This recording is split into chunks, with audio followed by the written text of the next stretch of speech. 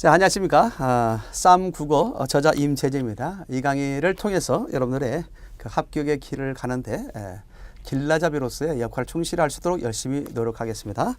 첫 내용입니다. 1장 볼까요? 언어 일반과 국어 이해 파트 나왔는데 보통 언어 일반 국어 이해 파트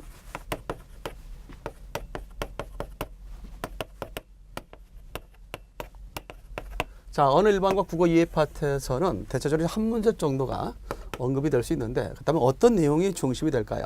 첫 번째 우리가 기억할 수 있는 것은 이제 언어의 개념 정도를 좀 아는 게 두 개고요. 두 번째 언어의 특성, 다음에 세 번째는 언어의 기능, 네 번째 국어의 특징. 이런 정도가 일단 가장 기본적인 내용으로서 이해될 수 있을 것이다. 따라서 물론 이 영역 이외의 것들도 언급은 될 수 있겠지만 일단 최근에 있어서 시험에 더 출제 경향을 보면 대체적으로 네 파트 영역에서 언급이 되고 그 중에서도 가장 시험에 잘 나오는 것 중에 하나가 최근에 2번과 4번의 내용이 중심이 돼서 시험에 출제되고 있습니다. 따라서 우리 수험생 여러분들도 이 파트에서는 뭐 다 살펴보되 이런 내용을 중심으로 해서 이게 중요한 사항이구나. 그래서 한 번쯤은 더 봐달라는 차원에서 이야기를 해주겠습니다. 자, 그렇다면 일단 뭐 책에 나와 있는 내용을 중심으로 해서 기본적인 내용들 언급하면서 또 관련된 내용이 있으면 이 보조단에 나름대로 그 관련된 문제를 좀 제시해 놓고 있거든요. 따라서 중요한 것들은 같이 풀어가면서 다뤄주도록 하겠습니다. 자, 일단 교재 3페이지를 잠깐 보도록 합니다. 언어의 개념. 인간이라면 누구나 언어를 사용할 줄 안다. 일단 인간이 대체적으로 보면 주체가 되는 거죠. 언어에 있어서 주체. 그러면 인간이다. 이렇게 생각해 두면 되겠습니다. 따라서 이러한 특징이 바로 다른 동물과 인간을 구별짓는 가장 중요한 요소가 된다. 이렇게 생각할 수 있겠죠. 그렇게 함으로써 언어를 폭넓게 이해하는 일은 결국 인간을 폭넓게 이해하는, 그래서 언어를 통해서 서로 간에 어떤 의사소통을 하고요. 그래서 나의 생각을 다른 사람에게 전달하기도 하고 또한 그 상대방은 또한 그 생각을 받아들고 또다시 자기의 생각을 또 상대방에게 전달하는 것이죠. 그런 점에서 사고의 영역이 폭넓어진다라고 얘기할 수 있는 거죠. 자, 그래서 그 두 번째 언어는 인간 상호 간의 의사소통을 위한 기호 체계다. 따라서 언어라고 하는 것은 인간 상호 간에 결국 이 언어를 통해서 물론 동물과 서로 주고받는 것도 있겠지만 그것은 하나의 상징적 측면의 반복적 그런 행위한 하나의 어떤 그 뭐랄까 이성적인 작용이라보다는 본능적인 어떤 작용에 의해서 이루어진다 볼 수 있겠고 인간만이 그런 인간 상호 간의 그런 의사소통의 체계로서 언어가 성립된다는 것들 기억해 두면 되겠습니다.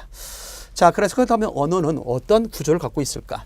일단 여러분들 교재에서 언급됐지만 언어의 개념 속에서 분명 언어라고 하는 것은 그런 의미를 갖다가 있다면 그 의미에 그것을 실어 나누는 형식에 따라서 의미와 형식이라고 하는 그런 두 가지 요소를 갖고 있다는 것도 알고 있으면 되겠습니다. 그래서 언어가 되기 위해서는 반드시 뭐가 있어야 되고요? 그렇죠. 의미가 있어야 되고 그 의미가 있다면 그 의미를 실현할 수 있는 형식이 있어야 된다. 그래서 이 둘 중에 하나가 없다면 언어로서 성립될 수가 없다라고 얘기할 수 있죠. 뭐 예를 들어서 우리가 기억할 수 있는 것 중에서 둥근 사각형이라는 단어가 있다고 봅시다.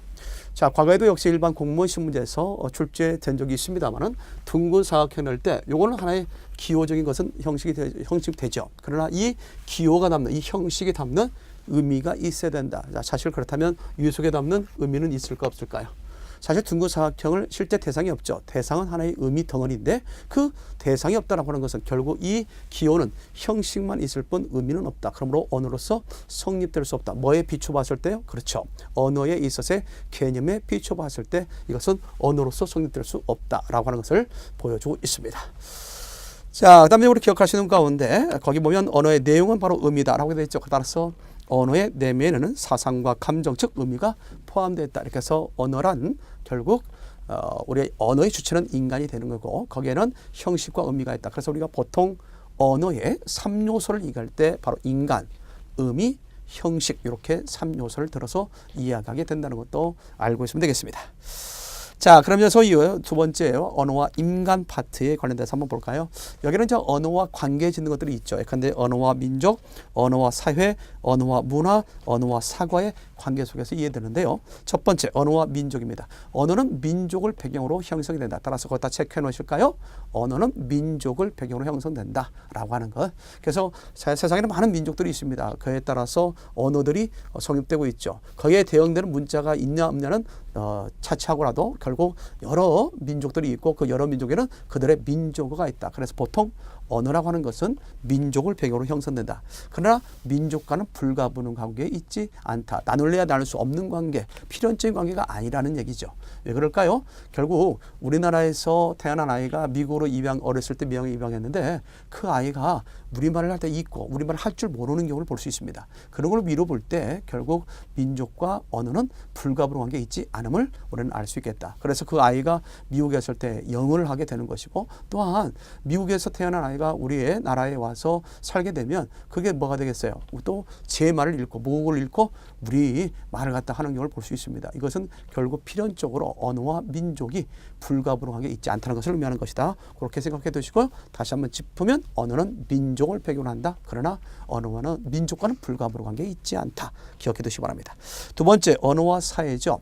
언어와 사회. 언어는 결국 사회적인 것에 의해서 형성이 되는 거죠. 그래서 대체적으로 우리가 사용하고 있는 언어라고 하는 것은 언중들의 그런 한 사회 내에서 같은 말을 사용하고 있는 사람들의 약속에 의해서 이루어진다. 그래서 결국 우리는 서울에서 태어났다면 서울말 하게 되는 것이고 경상도에서 태어났다면 경상도말 하게 되는 것. 그런 미층 또는 전 세계를 갖다 한다면 우리 한국이라는 것도 하나의 지방이라고 생각할 수 있죠. 막 그런 측면에서 본다면 우리가 한국을 한다는 것 또는 일본을 한다는 것, 일본에 태어났을 때 일본을 한다는 것, 이것도 역시 세계적인 측면을 어떤 지역적으로 구분한다면 이것도 역시 언어는 결국 사회의 규속됨을 우리는 알 수 있죠. 그래서 언어가 민족을 배경으로 해서 형성이 되지만 민족과는 불가분한 관계에 있지 않죠. 그러나 언어가 불가분한 관계에 있는 것은 바로 언어 사회라는 사실을 기억할 필요가 있습니다. 그래서 제일 밑에 그와 같은 내용을 들어서 이야기하고 있죠. 언어는 사람이 살아가는 사회 구조와 뗄래야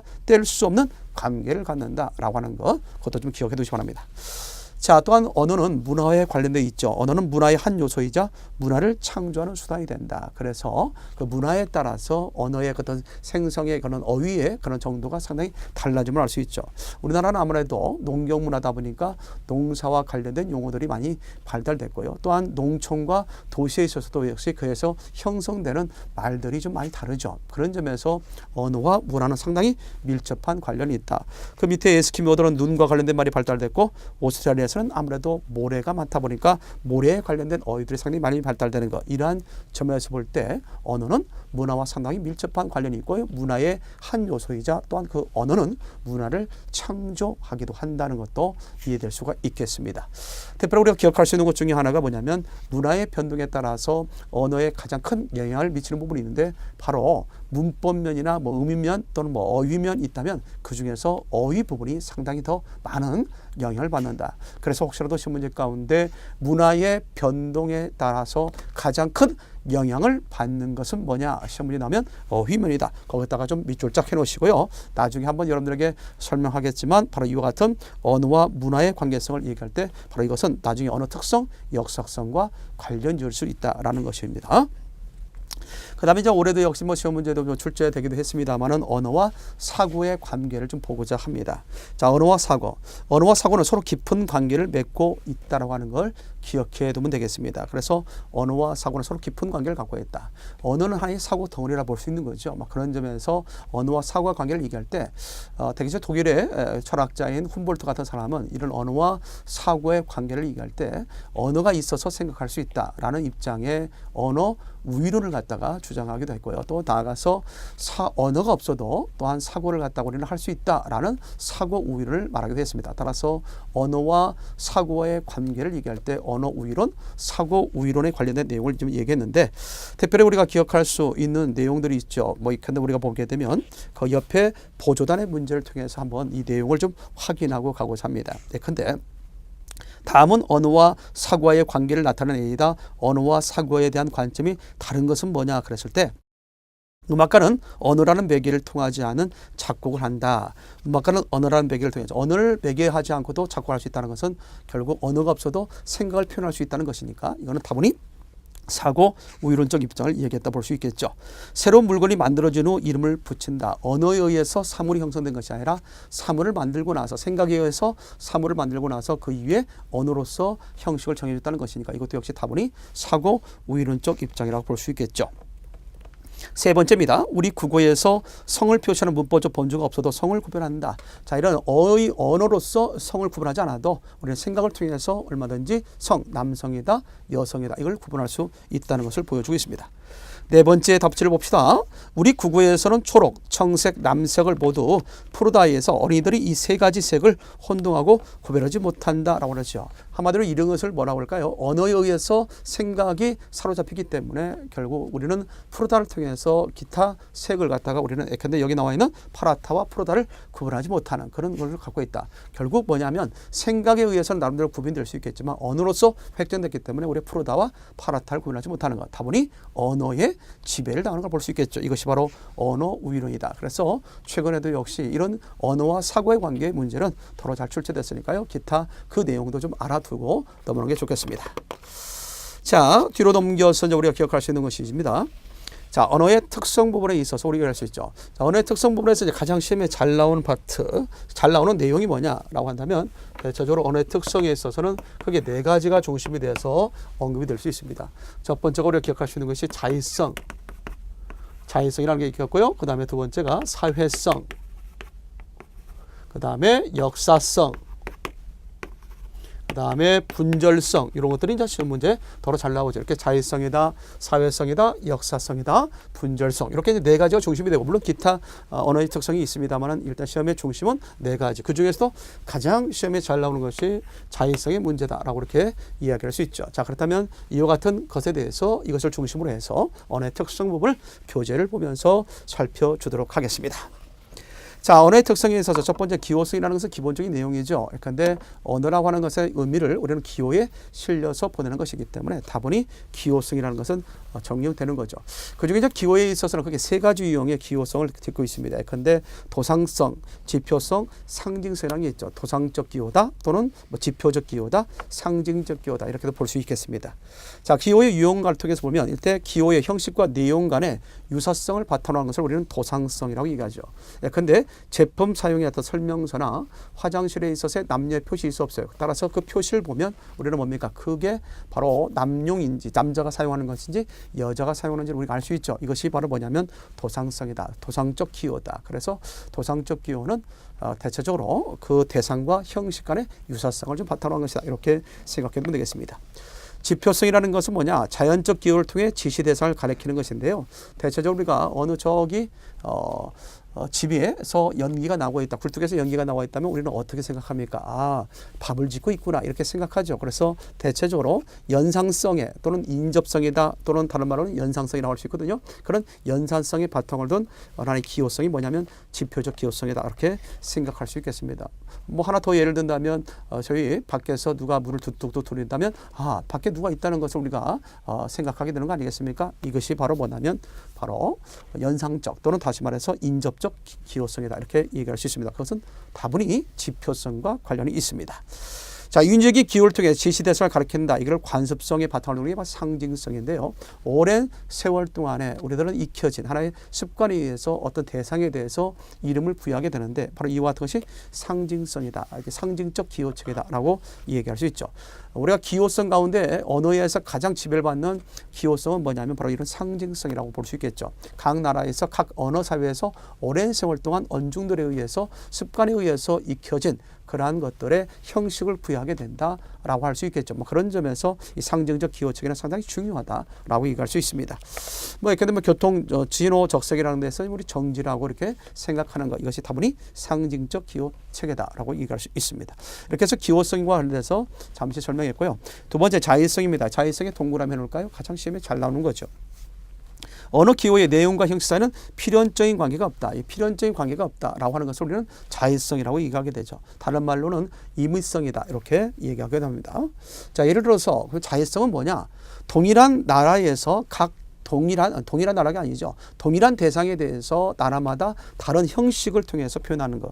예컨대 사람이라는 말이 있습니다. 사람이라는 것을 대체적으로 우리는 사람이라고 하죠. 그러나 영어에서는 man, 중국에서는 man 이런 식으로 표현하게 된다는 얘기죠. 뭐 그런 점에서 본다면 이것을 우리는 무슨 성이라고 한다? 자의성이다 이렇게 할 수 있죠. 그래서 자의성의 예화에 대해서 어때요? 이게 좀 사람으로 보입니까?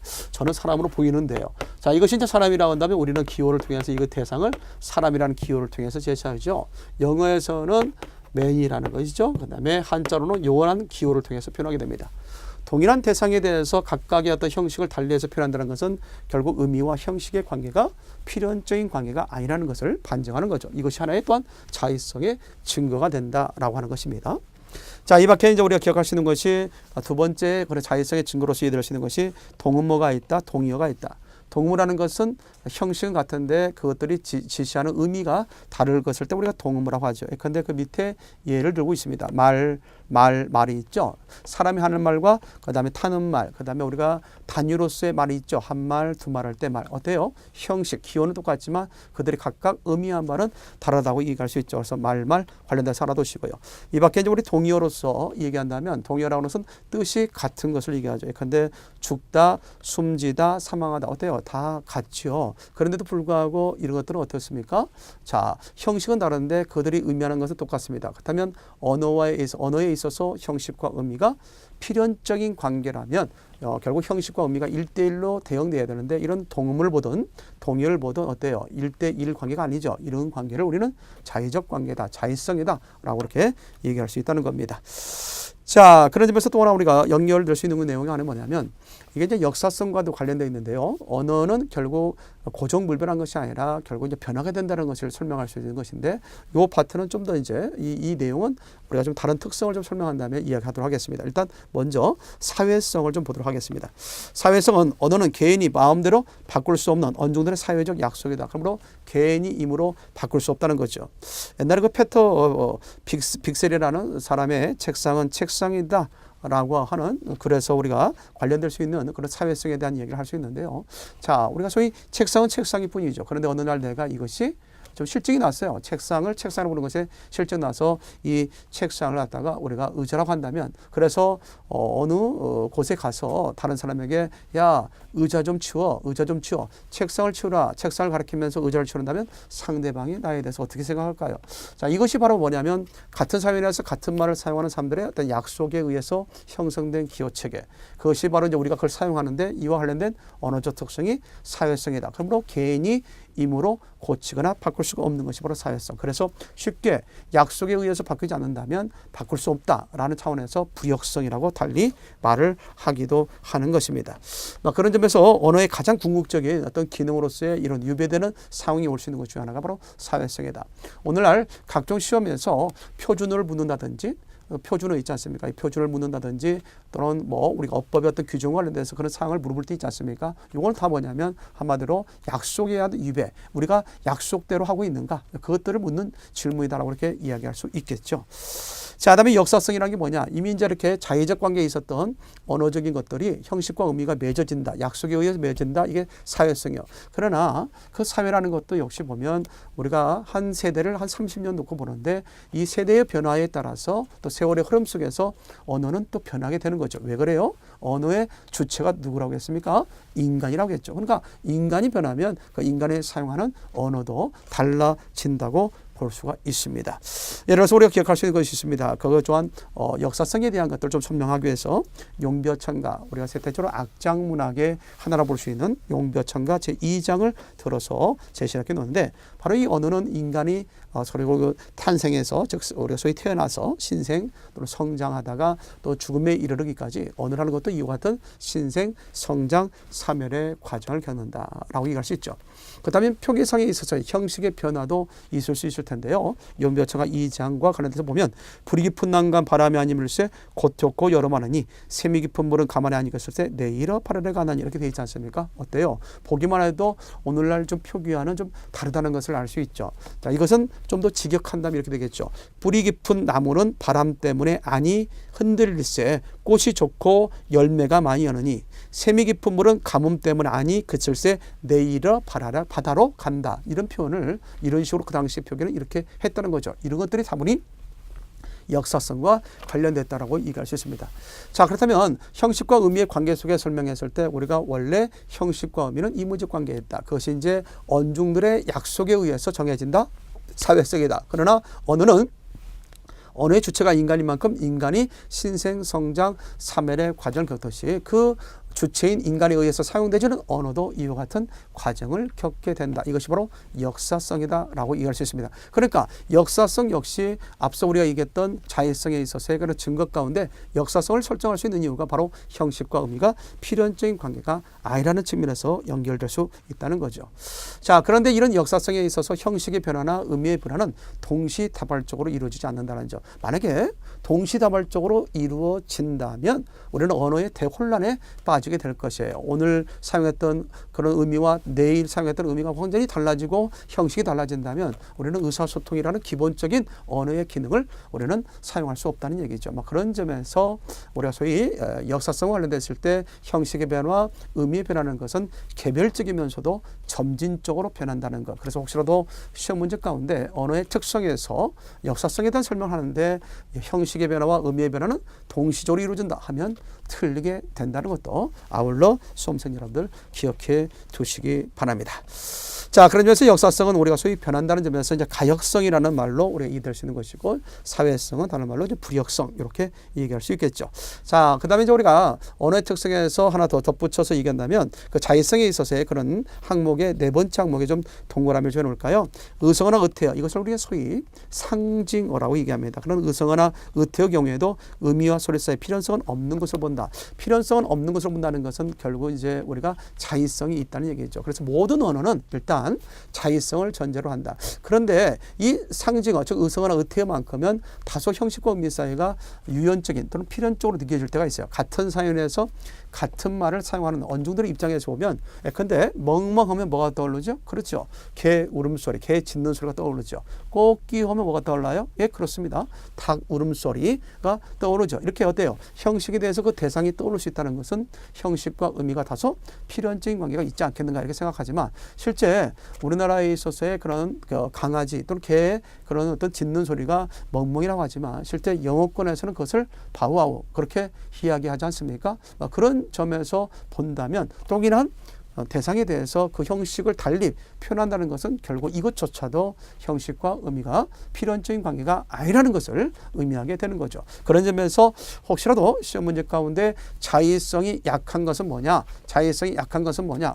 필연적으로 언어는 무조건 자의성이 있으니까요. 그렇다면 그때는 상징어를 찾는 문제다. 이렇게 해서 알고 있으면 될 것 같습니다. 자, 이런 언어의 특성 관련돼서 관련된 문제가 옆에 있는데 일단 마저 설명한 다음에 관련된 문제를 한번 풀어보도록 할까요? 자, 분절성이 있습니다. 언어는 연속적으로 이루어지는 외부 세계를 불연속적인 것으로 끊어서 표현한다. 이게 이제 분절성이다. 즉 자연의 세계는 연속된 세계인데 그것을 언어적인 인식의 세계로서 언어로 돌릴 때는 그것을 분절된 걸로 우리가 생각한다는 얘기죠. 예를 들어서 시간이라는 것도 사실 무한이 아니면 무한적 세계 아니겠습니까? 연속된 세계입니다. 그런데 우리는 그것을 하루를 24시간으로 또는 1년을 365일로 나누어서 말하기도 하죠. 또한 제 얼굴도 있습니다. 어때요? 화면에 좀 크게 잡히는가요? 원래 좀 얼굴이 좀 큽니다만은 이 얼굴이라는 것도 마찬가지입니다. 우리가 뭐 코가 있다든가 또는 뭐 눈이 있다든가 뭐 이런 것들이 있습니다. 그러나 이것도 구분이 될 수 있겠지만 그 다음에 어디까지가 볼이냐, 어디까지가 턱이냐, 어디까지가 이마냐라고 하는 것은 딱히 완벽하게 경계를 구획하기는 어렵죠.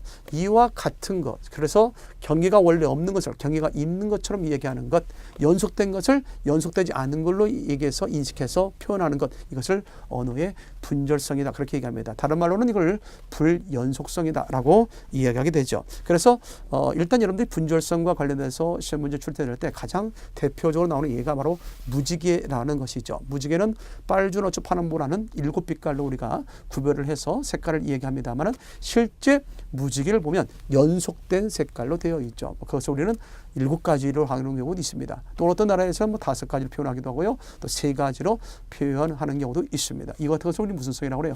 분절성이다라고 이렇게 얘기할 수가 있겠습니다. 어찌됐든 이런 내용을 좀 알고 있으면 될 것 같고요.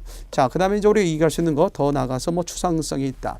추상성이라는 것은 어떤 것을 추상성이라고 하냐면 언어의 의미 내용은 같은 부류의 사물들에게서 공통적인 속성을 뽑아낸다. 이렇게 공통적 속성을 뽑아내는 과정을 추상화 과정이라고 그래요. 밑줄 쫙 해놓으실까요? 추상화 과정이다. 이렇게 추상화 과정을 통해서 우리는 상회적 개념으로 묶어나가죠. 이런 것을 추상성이라고 얘기합니다. 예를 들어서 배추, 시금치, 무, 고추 등을 우리가 채소라고 먹죠. 이와 같은 것을 무슨 성? 추상성 그렇게 제시가 됩니다. 자, 개방성이라는 게 있습니다. 언어는 무한한 개방적 체계로 새로운 문장을 계속 만들어낼 수 있고 어떠한 개념이든 무한하게 표현할 수 있다.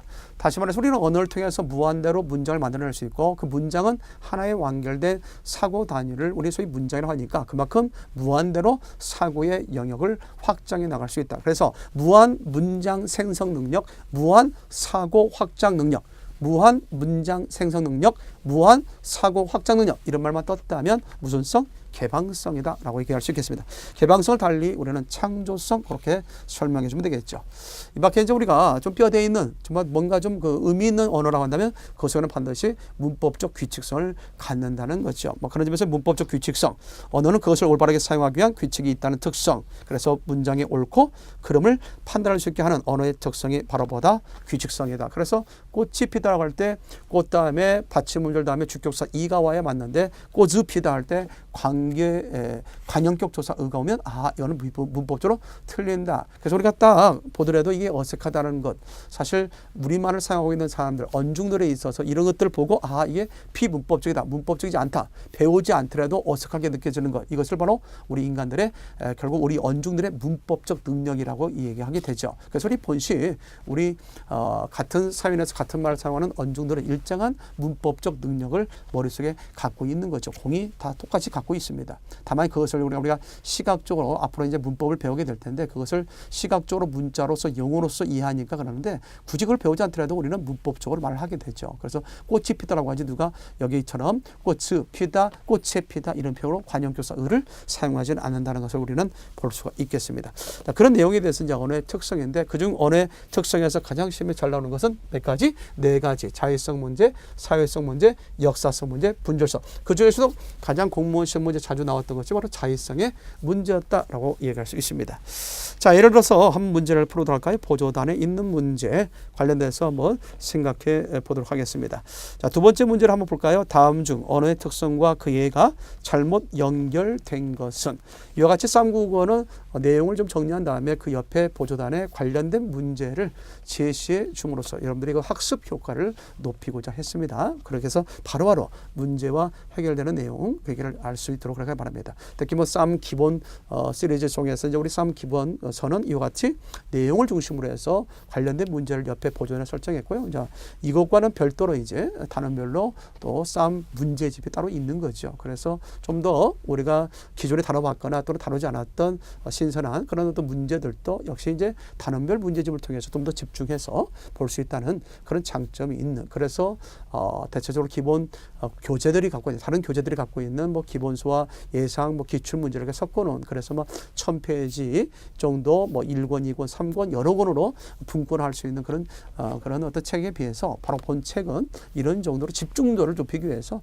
이론은 이론대로 또는 문제는 문제대로 따로 각본을 했고요. 그와 관련돼서 이와 같이 이론을 하면서도 관련된 문제를 바로바로 보고 그런 유형을 볼 수 있도록 이렇게 놓았다는 점에서 본 책에 있어서 큰 장점이 있다. 그래서 이 한 권만 갖고도 여러분들이 충분히 여러분들이 국어에 대한 어떤 흐름을 정확하게 알고 맥을 짚고 그런 어떤 수업 현장에서 거의 떨림없이 배운 내용을 최대한 소화할 수 있고 또 그것을 여러분들에게 실력을 발휘할 수 있는 그런 어떤 체계로 이 책이 구성되어 있기 때문에 이 책을 통해서 열어도 여러분들이 한번 본다면 아마 국어에 맥을 짚는데 그보다 더 적화된 교재는 없을 걸로 생각됩니다. 자, 그렇다면 결국 언어의 특성과 같이 다음 주에 봅시다. 다음 중 언어의 특성 그 이해가 잘못 연결된 것은 자의성. 돼지를 처음부터 개라고 명명했다면 오늘날 우리들은 개라는 말에서 탐욕스럽고 지저분한 느낌을 받지 않았을 것이다. 이건 역시 이런 의문점을 가지고 있고 이런 것을 우리가 생각할 수 있다는 것은 결국 형식과 의미가 필연적인 관계가 아니라는 것을 나타내는 거죠. 그래서 자의성의 이해로서 맞는 것이죠. 자, 두 번째 분절성입니다. 경계가 명확하지 않는데도 사람들은 하루를 새벽, 아침, 점심, 저녁, 밤 등으로 구분한다. 마찬가지죠. 이거 결국 시간이라는 것은 연속되는데 결국 경계가 없습니다. 그럼에도 불구하고 그것을 경계가 있는 것처럼 또는 연속되지 않은 것처럼 우리가 표현되는 언어로 인식으로 표현되는 것은 바로 분절성의 예와 관련됐다 볼 수 있겠죠. 이 밖에 이제 우리가 기억할 수 있는 것이 바로 역사성. 중세의 어여쁘다는 불쌍하다, 가엾다의 뜻이었지만 오늘날은 애쁘다의 의미로 바뀌었다라고 되어 있죠. 어때요? 의미의 변화. 이것도 역시 역사성의 예라 볼 수 있겠습니다. 사회성. 순수 고유의 가람이 한자의 강과 세력 다툼을 하다가 강에 밀려 사화되었다라고 얘기했는데 대체적으로 보게 되면 언어라고 하는 것은 신생, 성장, 사멸의 과정을 갖는다. 이런 것과 관련 줄 수 있는 것은 바로 뭐라고 했어요? 사회성이 아니라 역사성이라고 했죠. 따라서 문제의 답은 4번이다. 이렇게 정리될 수 있겠습니다. 자, 이와 더불어서 하나만 더 하고요. 5페이지에 거기 양적 도상성, 순서적 도상성, 근접적 도상성이라는 표현이 있는데요. 앞서 우리는 도상성은 결국 기호성과 더불어서의 도상적 기호성이라는 것은 유사성이 바탕을 둔다고 했는데 이것도 하나의 그런 어떤 대체적으로 이런 용어들이 한번 시험 문제 출제된 적이 있어서 뭐 자주 나오는 것은 아니지만 기본적인 어떤 용어적 이해만 하고 넘어갈 수 있도록 하기 바랍니다. 양적 도상성은 언어의 내용이 복잡할수록 그 형식도 복잡해진다. 즉 내용이 많아지면 그 형식도 길어진다. 이런 것들이 일종의 양적 도상성이다라고 얘기할 수 있습니다. 예컨대 사람에 대해서 사람은 하나의 개인만을 나타내지만 사람들은 여러 사람을 나타내죠. 그렇다면 양적으로 역시 사람은 단수, 사람들은 복수. 그만큼 양이 늘어지면 결국 형식도 늘어졌다. 이것이 이제 양적 도상성과 관련했다라고 얘기할 수 있습니다. 순서적 도상성이라고 하는 것은 실제의 시간의 순서가 언어 표현에 반영되는 건데요. 예를 들어서 우리가 보면 오늘보다는 어제가 앞선 거죠. 그러니까 어제, 오늘 이렇게 표현하는 것. 이것을 우리는 순서적 도상성이다. 문을 열고 닫을 때죠. 우리가 닫고 열다 표현하지 않죠. 열고 닫는 거죠. 그래서 여다지 또는 여닫다라고 할 때도 역시 바로 순서적 도상성을 갖다가 바탕으로 하고 있음을 알 수 있습니다. 근접적 도상성이라는 것은 개념적으로 가까운 것이 언어 표현에도 가깝게 나타난다라고 하는 것. 그러니까 그 대상을 드러내는 데 있어서의 본질이 그 본질의 그 대상에 가장 가까운 곳에 위치해야 된다라고 하는 것을 보여주는 것이 바로 근접적 도상성이다라고 얘기할 수 있습니다. 엿은 엿인데 호박이죠. 그래서 호박이 붙었죠. 그런데 호박엿은 어디 호박엿? 울릉도 호박엿이고 울릉도 호박엿은 어떻게 맛있다는 것이고 그래서 소문났다라고 하는 것. 소문나서 맛있는 것이 아니라 맛있어서 소문났겠죠. 그래서 이유가 같이 그 호박엿이라고 하는 대상을 드러내는 데 있어서의 그 본질에 가까운 그 개념에 가까운 것들이 그 개념에 가장 가까운 곳에 위치하게 된다. 이와 같은 것을 근접적 도상성이다. 그렇게 이야기를 할 수가 있겠습니다. 자, 여기까지가 이제 우리가 언어의 특성에 관련된 내용이라는 것을 좀 생각을 좀 해두면 되겠고요. 자, 이번에 우리가 이제 언어의 기능과 관련된 내용입니다. 언어의 기능. 자, 언어의 기능에 있어서는 일반적으로 이제 우리가 생각할 수 있는 것이 가장 대표적으로 나올 수 있는 것이 있습니다. 언어의 기능 관련돼서 이쪽으로 좀 빼서 설명한다면 그게 이제 5가지 정도가 시험에 이제 잘 나오죠. 첫 번째가 우리가 정서적 기능이라는 게 있습니다. 정서적 기능이 있다. 두 번째가 이제 감화적 기능이 있다. 그 다음에 대체적으로 사교적 기능이 있다. 그 다음에 미적 기능이 있다. 자, 이런 것들이 있겠고요. 다 5번째로 여기 보면 정보 전달적 기능이 있다. 이렇게 해서 정보 전달적 기능. 이렇게 해서 우리 정서적 기능, 감화적 기능, 사교적 기능, 미적 기능, 정보입니다. 정보 전달적 기능이 있는데 자, 그렇다면 이것도 역시 교재를 통해서 한번 살펴보도록 하겠습니다. 일단 표현적 기능, 달리 이제 우리가 정서적 기능이라고 얘기할 수 있는데 대체적으로 이 표현적 기능이라는 것은 화자의 감정이나 태도를 표현하는 기능. 그래서 대부분이 감정적 의미를 갖다 중시하는 기능이 바로 표현적 기능이다. 그런 의미에서 대체적으로 정서적 기능이라고 이야기하기도 합니다. 대부분 이제 표현적 기능은 누구의 입장을 많이 고려하냐면 화자 입장에서 상대방이 전달하는 데 있어서의 그 태도를 상당히 중시하는 것이 바로 표현적 기능이다라고 얘기할 수 있습니다. 자, 그래서 이금은 무게가 오감이라는 것은 화자가 그 대상을 사실적으로 그렇게 믿는다는 것이고, 어서 출발하시지요라는 것은 그 화자가 청자에 대해서 요청하는 것이고요. 이 책은 참 재미있다라고 하는 것은 대상에 대한 그런 화자의 태도를 갖다 얘기하는 것이고요. 철수는 공부하지 않는 것 같다라는 것은 대상에 대한 그 화자의 그런 확신성 여부를 갖다 이야기하는 거죠. 이와 같은 것이 바로 무슨 기능이다? 표현적 기능이다. 그래서 다분히 표현적 기능은 화자 중심의 언어적 기능이다. 이렇게 생각해 두면 되겠습니다. 다음에 이 밖에 이제 표출적 기능이라는 게 있습니다만은 그것은 바로 앞서 얘기했던 표현적 기능과 표출적 기능의 차이점을 통해서 얘기할 수 있는데요. 표현적 기능은 다분히 이제 의도성이 있다면 표출적 기능이라는 것은 의도성이 없는. 그래서 이제 보통 우리가 일상생활에서 얘기할 수 있는 탄식, 감탄사 정도가 바로 이와 같은 표출적 기능이다라고 얘기할 수 있습니다. 그래서 의도성의 여부를 통해서 우리는 표현적 기능과 표출적 기능을 구별할 수 있다. 이렇게 생각하면 되겠죠. 그래서 뭐 누가 뒤에서 뒤통수를 딱 때렸다. 아이쿠! 이렇게 얘기하는 것은 내가 누가 뒤통수를 때리면 나는 아이쿠라고 말해야지 하지 않고 저절로 나오는 탄식이죠. 뭐 그런 점에서 그런 점에서 우리를 감탄사 정도가 표출적 기능이라 볼 수 있습니다. 자, 정보 전달적 기능이라는 것은 어떤 사실이나 정보, 지식 등을 알려주는 기능인데, 근데 표현적 기능이 감정 표현에 중심을 뒀다면 이런 정보 전달적 기능은 정보 전달, 정보성에 강조를 뒀다라고 얘기할 수 있습니다. 이 기능은 내가 뭔가를 전달할 수 있으려면 어떻게 되겠어요? 그 대상에 대해서 알아야 전달할 수 있죠. 그래서 이 기능은 우리가 세계를 이해하는 정도의 비례에 수행한다. 그래서 혹시라도 시험문제 가운데 이 기능은 세계를 이해하는 것과 비례한다. 이와 관련된 언어적 기능은 뭐냐? 그렇게 시험이 나오면 바로 정보 전달적 기능이라고 말씀해 주시기 바랍니다. 자, 이 밖에 이제 감화적 기능이 있습니다. 청자에게 특정 행위를 야기하거나 금지시키는 기능. 으로서 명령, 청유, 의문, 평서 형식에 있어서 대체적으로 화자가 청자의 발언태도가 이거는 어디까지나 청자 중심의 언어적 기능이다라고 얘기할 수 있습니다. 청자가 어떻게 반응을 보이도록 노력하는 거니까요. 화자 중심이 아니라 청자 중심의 언어적 기능이 바로 감화적 기능이다라고 할 수 있겠습니다. 그래서 대체적으로 명령문이나 청유문 같은 경우가 가장 대표적인데 그거 이외에도 뭐 우리가 뭐 속담이나 격언이나 또는 우리가 의문문과 평서문일지라도 그 상대방으로 하여금 행동의 변화나 성격의 변화를 요구하고 있다면 이건 다 감화적 기능에 속한다라고 얘기할 수 있겠습니다.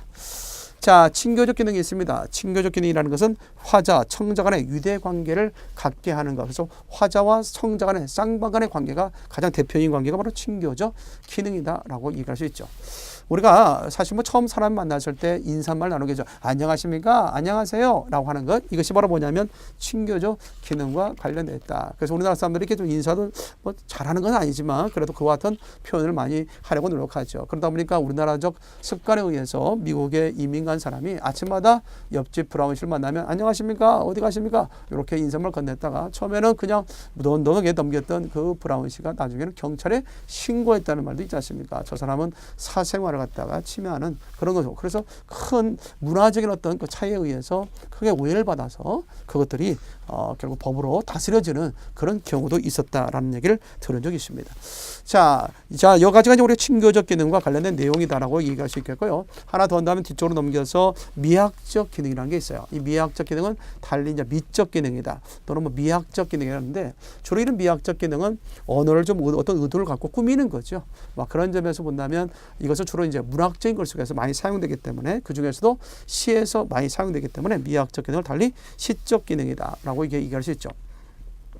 여러분들 교재 한 예를 통해서 보니까 바둑이와 뭐 순위가 있다 그랬을 때 바둑이와 순위라고 하는 것은 대체적으로 우리가 언중들은 우리의 그 사회 내에서 사용하는 이 언중들은 결국 짧은 음절을 앞에 두고 긴 음절 뒤에 두는 습관이 있습니다. 그런데 바둑이와 순위이 왠지 어색하죠. 그것을 우리 언중들의 언어적 습관에 맞추기 위해서 순위와 바둑이로 고치는 것. 이것도 역시 다분히 어떤 의도성을 갖고 언어의 음절수를 배치하는 것 또는 이와 같은 것을 우리는 소위 미적 기능이다, 미학적 기능이다 라고 얘기할 수 있죠.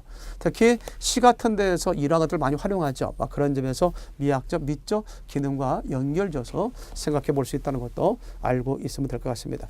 자, 이렇게 해서 김소월의 진달래꽃과 관련돼서 이 바둑이와 순위적인 측면에서도 생각하면 되겠고요. 특히 시 같은 데에서의 그런 어떤 운율을 갖다 형성하는 방법이랄지 또는 그 수화법과 관련돼서 대꾸법, 콩 심은 데 콩 나고 파 심은 데 파는다라는 이러한 것들도 전부 다 하나의 언어적 기능으로서 소위 미적 기능에 속한다라고 하는 것도 기억해 두면 되겠습니다.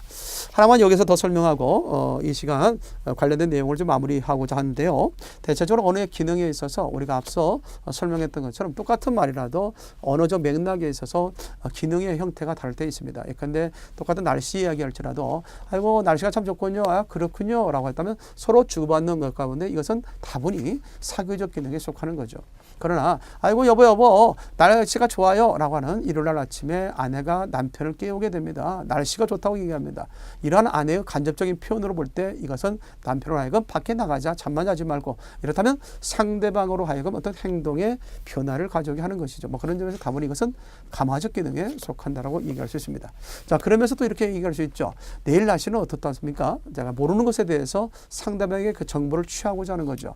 예 내일 날씨는 좀 좋다고 하네요. 기상청 예보를 보면 좋다고 합니다. 자, 내 모르는 정보를 상대방이 알려줬죠. 내가 인식하지 못하는 그것을 상대방이 알고 있는 것을 나에게 전달해 줬죠. 이거는 정보 전달적 기능이다. 그래서 무조건 날씨 얘기가 나온다고 해서 이것이 바로 우리가 사교적 기능은 아니라는 것을 다시 한번 기억해 두시기 바랍니다.